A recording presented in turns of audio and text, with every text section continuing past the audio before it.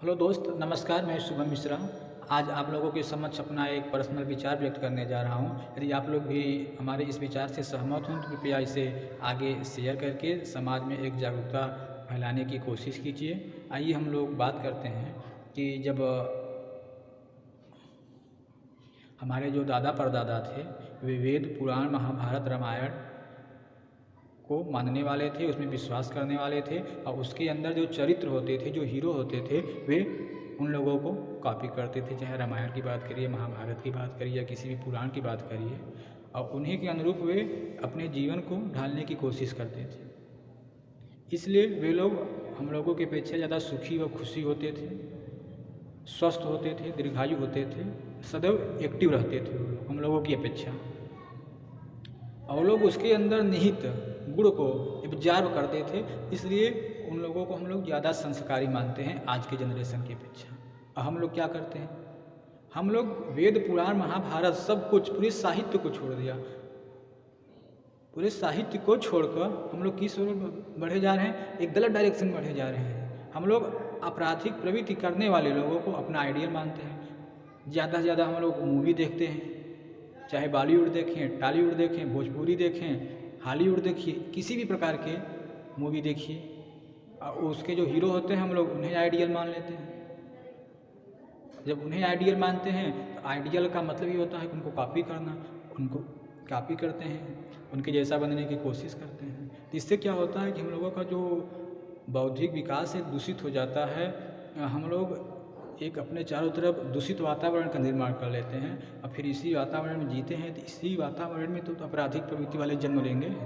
Suppose करिए आप कोई फिल्म देखिए, उसमें कोई विलन देखिए, छोटी छोटी बातों को वो मार काट करने लगता है। तो हमारे जो वातावरण में है इनका प्रभाव घुल रहा है और हम लोग भी छोटे छोटे बातों पर मार झगड़ा काट, चोरी छिनैती, रेप इत्यादि घटना करते हैं। तो ये सब कहाँ से आ रहा है? जब हम लोग अपने आइडियल को, गलत आइडियल को चुनेंगे तो गलत डायरेक्शन में ही जाएंगे ना। वो 1 रुपये के लिए दूसरे को मार देते हैं, वही हम लोग अपने रियल लाइफ में कॉपी करते हैं कि कहीं कुछ हुआ तुरंत मार पीट शुरू कर देते हैं, गाली गलौज। तो कहीं ना कहीं उतने समय का जो आइडियल था वो आइडियल आज की अपेक्षा बहुत शुद्ध था। ऐसे समझिए, जब आप किसी शुद्ध वातावरण में रहेंगे तो जो प्राणवायु है ये भी शुद्ध रहेगा। लेकिन जब यदि आप गलत वातावरण में रहेंगे, दूषित वातावरण में रहेगा, तो आप जो प्राणवायु ऑक्सीजन ग्रहण करते हैं ये भी तो दूषित रहेगा और जब शरीर के अंदर जाएगा तो कहीं ना कहीं ये आपके फेफड़ा को नुकसान करेगा ना। उसी प्रकार से जिस वातावरण में, जिस सोसाइटी में हम लोग रहते हैं, जिस समाज के वातावरण में रहते हैं हम, ये भी हम लोगों को काफ़ी प्रभावित करता है। और जो समाज का वातावरण हम लोगों को मेंटलिटी को प्रभावित करेगा, बौद्धिक विकास को प्रभावित करेगा, बुद्धि को प्रभावित करेगा और उसे दूषित करेगा, तो हम लोगों के अंदर आपराधिक प्रवृत्तियाँ ज़्यादा जन्म लेंगी और उससे हम लोग आइडियल मानते चले जाएंगे।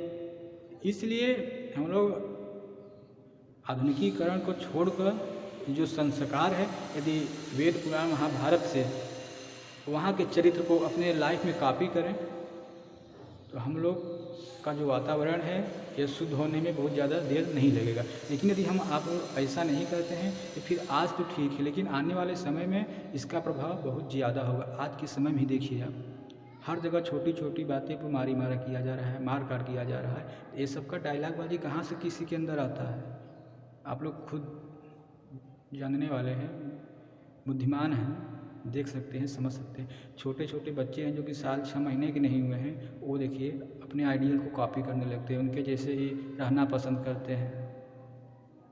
तो फिर जो जिसका आइडियल होता है उसी कॉपी करेगा, तो उसी के अनुरूप उनके अंदर विचारधारा आएगा। कोई एक्शन हीरो है, छोटी सी बात पर जाकर किसी को पीट देता है, मार देता है, तो जो इससे कॉपी कर रहा है छोटा बच्चा, वो भी तो उन्हीं के अनुसार कार्य करेगा ना, वो भी तो हीरो बनने की कोशिश करेगा। लेकिन क्या रियल लाइफ में ऐसा संभव है? क्या एकदम नहीं है। तो इसलिए आइए हम लोग इस गलत वातावरण को छोड़कर शुद्ध वातावरण में चलते हैं। एकदम शुद्ध वातावरण नहीं है, शुद्ध वातावरण है। जब शुद्ध वातावरण में चलेंगे तो ऑटोमेटिक हम लोग संस्कार के अंदर प्रवेश कर जाएंगे, या संस्कार हम लोगों के अंदर प्रवेश कर जाएगा तो पूरी नस्ल सुधर जाएगी। नहीं तो फिर आने वाले समय में इस मानव समाज को बहुत बड़ा बलि देना पड़ेगा। मानव व पशु अलग अलग क्यों हैं? एनिमल शब्द में मानव भी आते हैं, लेकिन फिर भी मानव को ह्यूमन कहा जाता है, इन्हें अलग किया गया क्यों? क्योंकि इनके सामाजिक गुण के कारण। लेकिन आज हम लोग भी तो पशु व्यवहार कर रहे हैं, तो जब इस प्रकार के व्यवहार करेंगे तो कैसे संभव है कि हम लोग भी उन ग्रुप से बाहर हो सकें? इसलिए आइए हम लोग अशुद्ध वातावरण से शुद्ध वातावरण की ओर चलते हैं। यदि वीडियो हमारी अच्छी लगी हो, मेरा विचार सही हो, तो इसे आप लोग आगे शेयर करें। धन्यवाद।